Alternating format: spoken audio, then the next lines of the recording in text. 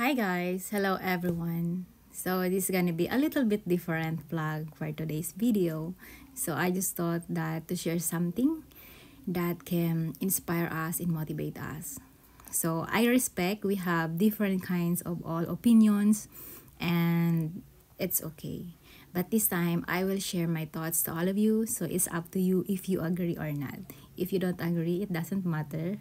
If you agree, it's fine also. So it's just, it's just sharing my what I feel, what I believe, and what I thought on this kind of topic. So we're going to talk about the past. So we all know each one of us, we have a different kind of story in our life. You have different story, I have different story, they have different story. And that is normal. So lahat tayo may kanya-kanyang kwento.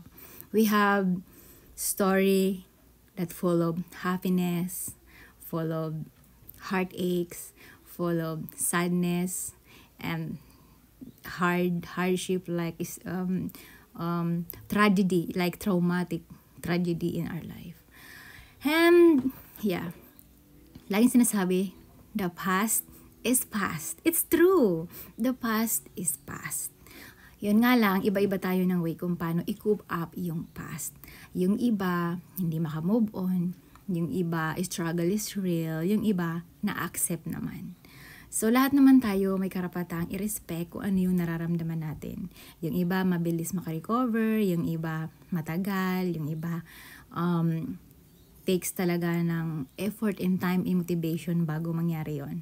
But I would like to say that dahil past is past, huwag nating isipin na, minsan kasi iniisip natin, nakapanghinayang, yung parang tayo nagsisisi. But para sa akin, hindi mo na kailangan magsisi. Kasi, just think na, don't regret the past. Just think that, just learn from it. You don't need to regret about it. Just learn from it. Alam naman natin lahat na nagbigay yun sa atin ng inspirasyon, nagbigay din ito sa atin ng saya, nagbigay ito sa atin ng different kinds of emotion and everything. And lahat yon nangyari dahil sa umpisa ng pagdesisyon natin sa ating mga sarili. So ito ay the choice we made. So lahat na nangyari sa atin yun ay resulta ng choice na ginawa natin sa buhay. Lahat, as in, lahat na nangyayari sa atin, gawa iyon ng choice natin. Kung yung mga nangyari sa past natin, choice mo yun, choice ko yun, nasaktan ako, choice ko yun, nasaktan ka, choice mo yun. So, kailangan nating i-deal yung mga consequence na mga pinagdaanan natin kung ano man yun. Choice yun di ba? So, don't regret the past, just learn from it. Kasi, yun nga, para sa akin, minsan na-realize ko na, bakit ako magre-regret? Kasalanan ko naman. Choice ko yun So, kailangan kong i-face. Wala akong karapatang mag-regret kasi choice ko yun. And beside, kahit hindi perfect yung nangyari sa past, natuto ka.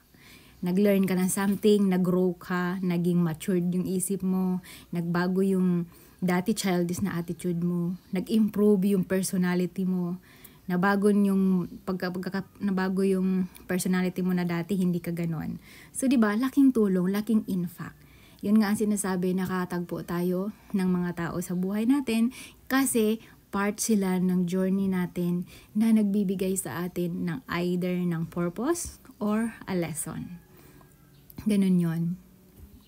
Based lang sa akin ha. Hindi ko alam kung agree ka doon. Pero yun na nga, life is not perfect, but still life is beautiful. And everything we do on our life, it's start from our choice. Kung ano yung pinili natin. Katulad niyan, kapag na-heartbreak ka, iyak-iyak ka, syempre, kailangan mong i-deal yung consequence na ganun talaga. So next time, matuto ka na, maging aware ka na, 'di ba? Ganun siya. Hindi mo na kailangan magsisi ka kasi you believe, you agree or not, you know to yourself na those days, ngumiti ka, napangiti ka, naging masaya ka. So, nang dahil lang nasa nasaktan ka, gusto mo nang bawiin lahat ng mga good days and good memories. Syempre hindi. Just focus on the positive things. So, ayun. Huwag tayong magdala ng mga sama ng loob sa ating mga puso at isipan kasi hindi yun maganda. Alam ko hindi ganun kadali magpatawad, hindi ganun kadali mag-move on, hindi ganun kadali tanggapin yung mga masasamang nangyayari sa ating buhay. Especially yung mga nawala ng mahal sa buhay, mga may pinagdadaan ng mga mahihirap na at nakakatakot na mga karamdaman, aksidente, everything in general in life. Hindi siya ganun kadali. But lagi natin tatandaan na si Lord ay lagi nating kasama at huwag tayo mawala ng pag-asa. Everything is just temporary. So, kung nahirapan man tayo ngayon, darating yung araw na magiging okay din ang lahat. Remember, bilog ang mundo. Hindi lahat tayo ay nasa taas, hindi lagi tayo ay nasa baba. Kaya kung tayo ay nasa taas man, stay humble and maging tayo. Kasi, paano tayo pagpapalain ng mas maayos kung lumalaki yung ulo natin porket nakakaranas tayo ng medyo maginhawa compare sa iba. Kaya stay humble and be kind to everyone. Kung ikaw naman ay nahihirapan ngayon, don't lose hope, do your best, and trust yourself and trust God's process, everything will be okay. So, ganoon talaga. Boring ang life kung walang pagsubok. So, laban lang tayong lahat. Kaya mo, kaya natin, kaya ng lahat. Kaya yun, don't forget and don't regret the fast. Just make it motivation for all of us. And just learn from it.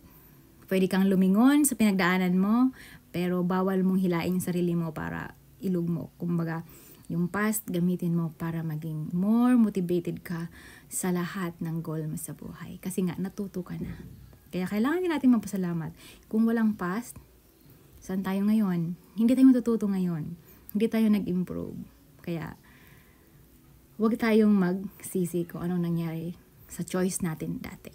Kasi, hindi natin papansin, mayroong magandang impact din yun na nangyari sa ating buhay. Kung hindi mo pa napapansin sa ngayon, pero in the right time, marirealize mo kung bakit yun nangyari. So, that's it for now. Ang dami ko nang sinabi, pero sana nakuha niyo yung point ko. And yun lang yung share ko sa inyo. And wherever you are right now, I hope you're doing well, you're smiling, you are positive, and all my love, and see you on my next vlog. Bye guys!